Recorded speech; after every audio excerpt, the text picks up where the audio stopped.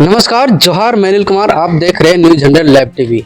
इस वक्त press club में है और प्रेस क्लब में ओबीसी समाज के लोग आज प्रेस वार्ता रखी गई थी। प्रेस वार्ता में क्या कुछ मुद्दे लेकर रखी गई थी, सीधे हमारे साथ जुड़े हुए विजय कुमार साहू जी और सीधे जुड़ते हैं और उससे बातचीत करने को सकते हैं। आप लोग प्रेस वार्ता रखे गए थे, क्या कुछ के लेकर किए थे? पहले सबसे पहले मेरा चैनल है जोहार। जोहार जोहार आपके चैनल के सभी दर्शकों को मेरे तरफ से खतियानी जोहार। और आज आपका जो सवाल है, हम लोगों ने प्रेस ब्रीफिंग रखा था। प्रेस ब्रीफिंग का विषय यही था कि इस राज्य के अलग हुए, मैंने 2000 में जिस दिन भगवान बिरसा मुंडा की जयंती, उसी दिन 15 नवंबर को ये राज्य अलग हुआ 2000 में। और उस दिन से लेकर के अभी तक 25 साल में इस राज्य में सबसे मैंने खराब हालात में और सबसे नुकसान किसी समाज को हुआ है तो ओबीसी समाज को हुआ है। ओबीसी समाज के हक के साथ ये लोग हमेशा से हमारी 25 साल में हमारे लाखों नौकरियां छीन ली गई हमसे। इसको इसलिए मैं बोल रहा हूं कि पूरे देश में 27% आरक्षण समानांतर रूप से ओबीसी समाज को मिलता है सभी राज्यों में। झारखंड एक ऐसा इकलौता प्रदेश जहां पर हमको 14%, उसमें भी BC1 BC2 में बांटा गया है। BC1 को 8%, BC2 को 6% और बाकी बीच में एक और कहानी कर दिया गया है क्रीमी लेयर का। आप क्रीमी लेयर में है तो आरक्षण का लाभ नहीं ले सकते। आरक्षण तो नगण्य कर दिए, फिर क्रीमी लेयर क्यों डाल दिए? सफा सफी बोल देते कि झारखंड का ओबीसी खत्म है, कहानी साफ है। तो ऐसे चुप नहीं बैठेंगे हम लोग। और चुप हम लोग इसलिए इतना दिन से थे कि हम लोग जैसा नौजवान यहाँ पर उलगलान करने के लिए आगे नहीं आता था। कभी कोई भाजपा का मुंह देखता था, कभी कोई कांग्रेस का, कभी झारखंड मुक्ति मोर्चा का, कभी आरजेडी का। लेकिन अब यहाँ के लोग समझ गए हैं कि ये 25 साल में इन लोग को बारी बारी से मौका मिला। भारतीय जनता पार्टी ने तो हद ही कर दिया जनाब। भारतीय जनता पार्टी आपका खराब हो गया। भारतीय जनता पार्टी ने तो इस राज्य गठन के समय सरकार बनाई। बाबूलाल मरांडी जी 3 साल सरकार में रहे, लेकिन 3 साल में ओबीसी समाज को बर्बाद करके आप चले गए। ओबीसी समाज का 27% आरक्षण जब घट रहा था आपके मुख्यमंत्रित्व काल में, आपने आवाज क्यों नहीं उठाया? आप भाजपा के मुख्यमंत्री थे, भाजपा का कोई ओबीसी नेता क्यों नहीं आवाज उठाया? आज भाजपा इस देश में शासन कर रहे उसी ओबीसी समाज को लेकर के, उसी के वोट से कर रही है। लेकिन झारखंड में आपने 14% कर दिया और बहुत सारे ऐसे जिले, 7 जिले ऐसे जिसको 5th शेड्यूल में आपने डाल दिया, वहां पर ओबीसी आरक्षण शून्य कर दिया।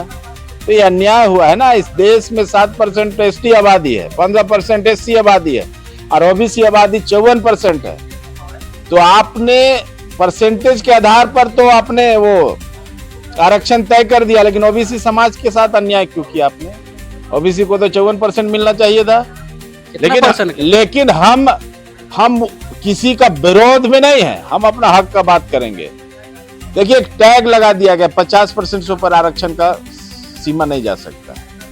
तो फिर तमिलनाडु में 69%, इसमें 50% ओबीसी को मिल रहा है। बिहार ने भी एक प्रस्ताव लाया था 75% का, ठीक है, वो लागू नहीं हुआ। लेकिन 50% में ही रखना है तो केवल ओबीसी समाज ही इसका भुगतभोगी क्यों होगा? इसलिए मैं कहना चाहूंगा कि जागो झारखंडी ओबीसी जनता, छात्र, नौजवान, इस बार उलगलान होगा और इस राज्य में ओबीसी का जो जायज हक है 27% उसको लेकर रहे हैं। क्या मैसेज देंगे लोगों को, ओबीसी समाज लोगों को?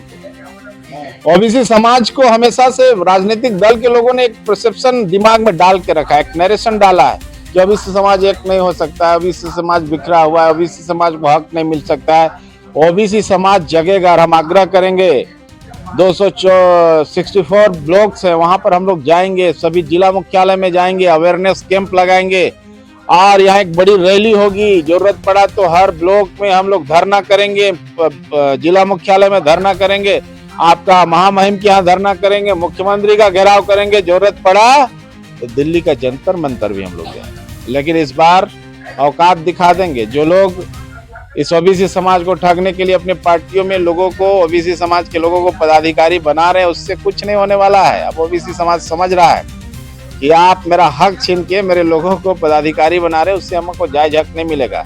उसी को तो फैलाता है लोग कि फला ओबीसी नेता को भाजपा ने, कांग्रेस ने प्रदेश अध्यक्ष बनाया। प्रदेश अध्यक्ष बनने से ओबीसी समाज का काम चल जाएगा क्या? नहीं चलेगा। ओबीसी समाज का जो जायज हक है वो दो यार, ये सब नौटंकी नहीं चलेगा।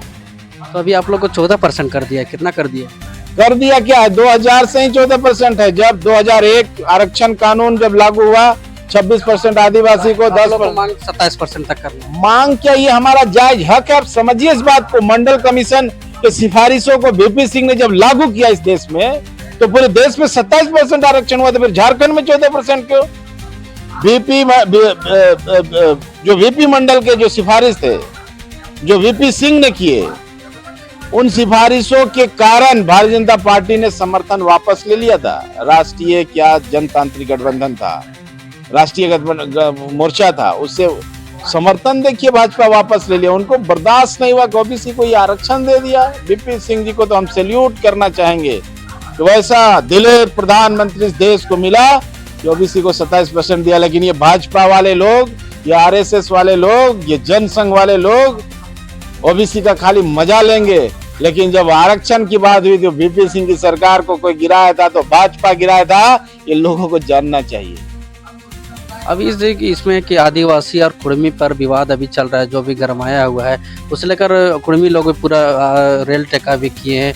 क्या कहेंगे इस पर, क्या मुद्दे? देखिए, ये विवाद क्रिएटिव विवाद है। देखिए, कोई भी अपने समाज, अपने लिए, अपने लोगों के लिए, अपने क्षेत्र के लिए, अपने सोसाइटी के लिए डिमांड कर सकता है, उसके लिए उसका संवैधानिक अधिकार है। लेकिन ये जो माहौल क्रिएट किया गया है ना, मूलवासी वर्सेस आदिवासी, ये लड़ाई लड़वाने का जो साजिश रचा जा रहा है ना, वही लोग लड़वा रहे हैं जिनको यहाँ के संसाधनों को लूटना है, यहाँ के मिनरल्स को लूटना है, यहाँ के जो मैंने वो धन संपत्ति वाले जो कॉर्पोरेट घराने हैं, उनको लाभ पहुंचाना है। तो वो अशांत करेंगे झारखंड को, तब ना झारखंड एक रहेगा तो लूट नहीं पाएंगे। हम लोग लड़ेंगे ना उसके खिलाफ एक साथ। तो ये चल रहा है और कोई बात नहीं।